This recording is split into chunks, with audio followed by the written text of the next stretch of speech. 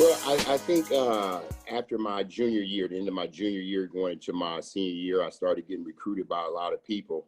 And it's funny because a lot of people don't know this, but I actually committed to University of Cincinnati Oh, when really? Ed Badger was there.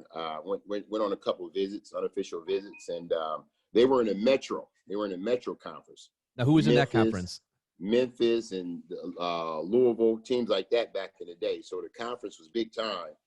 And I never forget, went and they were playing a game, and I said, man, this was incredible. It's unbelievable. And one thing led to another, ended up committing to Cincinnati.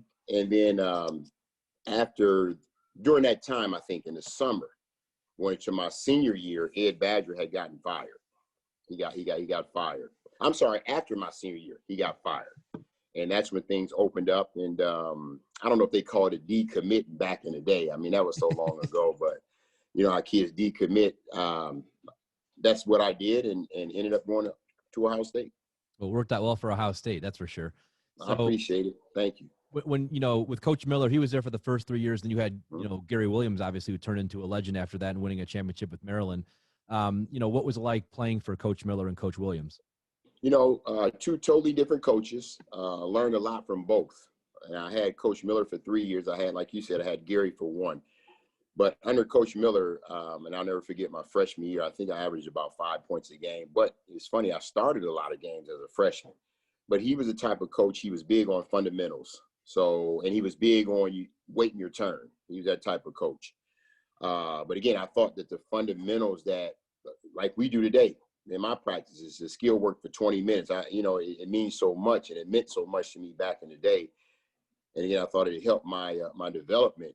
Again, I appreciate him for my time with him because he, again, basic basketball coach, taught you the basic of basketball. Now, on the other hand, Gary Williams was the type of guy, when he got there, he was the type of guy, hey, I don't have time to be teaching fundamentals of basketball. You guys are on a high major level. You should know how to play basketball. I'm ready to implement my offense and my defense. Here's a basketball, go play. Okay, and it's funny because my junior year before Coach Miller got fired, we played Boston College on national TV, CBS, in the Garden. And we played Boston, and they flat out kicked our butts that year, okay?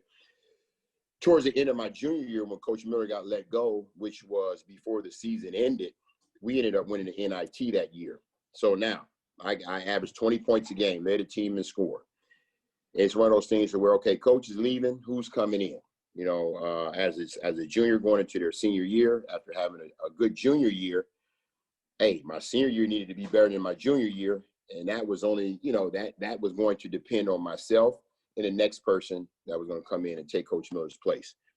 Well, when they hired Gary Williams, it was like, okay, this might work because they pressed the whole game. They pressed us the whole game. And it's funny because when he got there, I had a meeting with him. You're going to be the main guy. We need for you to be at the top of the press. Okay. We need you to use your length and do what you can do. And it worked out because we pressed the whole game, half court or full court. I got a lot of steals. I was at the top of the press. Those steals turned into easy buckets. And I ended up averaging 29 points something a game that year. So, again, I that was one of those things where I was blessed as a player. And, again, both of them taught me a lot about the game during my journey at Ohio State.